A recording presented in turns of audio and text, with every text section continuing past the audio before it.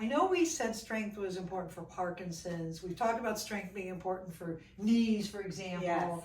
But it's so important for balance as well. Exactly. Balance and strength go hand in hand. They do. They do. And you know, you'll get all these protocols that do other things, which is important too. But I think when you look at all the studies, and there are a lot that analyze studies, that what the bottom line is strength training is what's needed for balance, particularly lower body, all right? The hips, the quads, and the calf muscles. So what we're going to do is just show you some of the protocols from Hauer, who did a whole protocol with people who had dementia. Schiller did one with rubber bands. And the Otago, which is a very famous program out of New Zealand that's been around since the 90s. So we're going to show you some of those exercises and their progression. So I'm just going to show you a few. The hips are so important. We've already mentioned in others how important the lunge is for the hips. But here's another one that you can do to work on your hip strength. And you just take a band and you're going to step on it.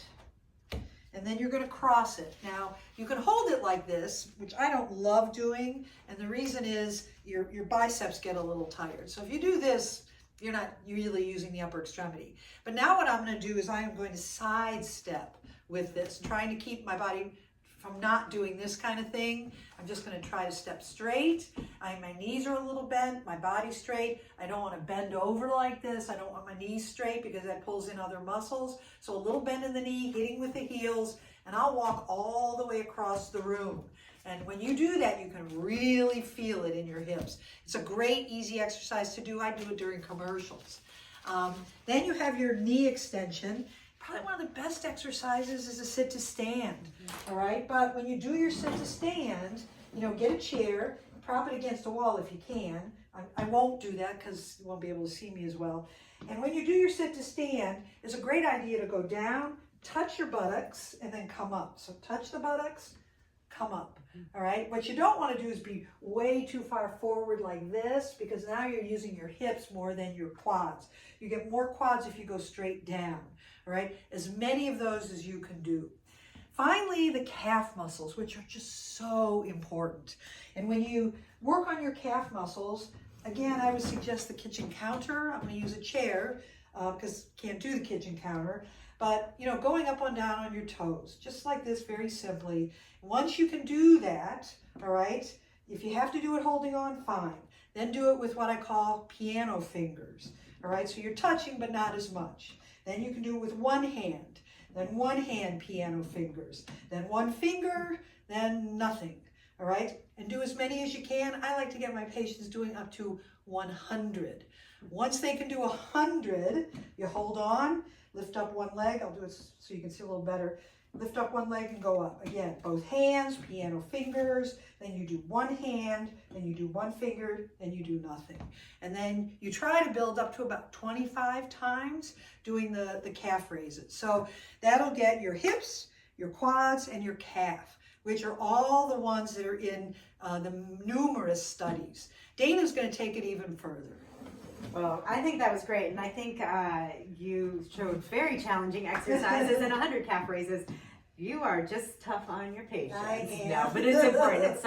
It's a muscle we use every step we take, so you need to have really good strength and power there. I'm going to go on and show you a progression from the sit to stands because I think Carol and I both agree that sit to stands is such a functional exercise, but you get so much strength through your legs doing it. So she did a great job demonstrating both legs. If that gets easy for you, you can move into what we call like a kickstand sit to stand. So one foot is in front of the other, and the foot in front is really there just for balance, but you're mostly using that leg that's bent. And so when you stand up, almost all of the weight is going through the one leg, and this one's here for a little bit of balance. Tap and come on back up. As that gets easy, you can work to doing a single leg sit to stand, which is quite challenging. Grab a stick, a dowel, whatever you have, and you can start with a little bit of assist. Hold it in the hand of the leg that's raised, and then you can work standing and sitting down that way. And then when you get really good, if you're able to, you can do it. Oh, I don't know if I can do this. She's taking the stick. So you can go back down and you can try to do it independently. Now that works so much strength, it also works your balance too. So you're getting a little bit of everything. An exercise we haven't shown in any videos yet is similar to the side walking with the band, but you're gonna do it backwards. So what you can do is take a band, but you want it to be tied in a loop.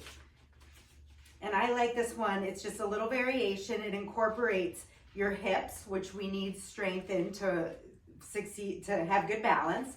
But it also works, you're getting a little backwards movement, which is another way to challenge your balance as well. And we talked about that in a previous video as well.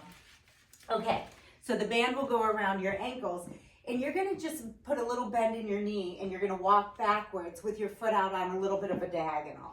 So the resistance comes on the backward step. So I'm taking my foot and I'm going back and out on the diagonal, stepping in.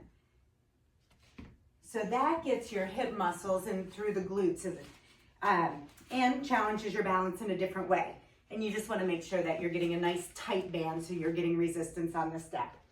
And then lastly, another way to practice your balance is what's called tandem stance. So tandem stance, I like to think about it as like a little bit of a sobriety test, or like you're walking a tightrope. It's walking one foot right in front of the other.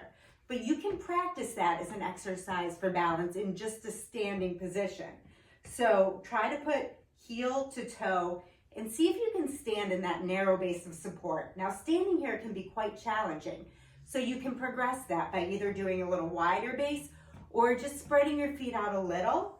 And then when you feel solid doing that, you can work towards midline and then work towards your toe and heel touching. Staying stable like that is a great balance exercise. And if that becomes easy for you, you can close your eyes and do it. And that just takes it to, you're taking your vision out of it. So you're really relying on your internal proprioception to stay balanced that way. So those are some other exercises you can try: strengthening your hips, strengthening your legs, strengthening those calf muscles, and then working balance separately, but also incorporating the balance into some of those strength moves. And you'll notice that your balance really does improve. Yeah, so a good combination of exercises.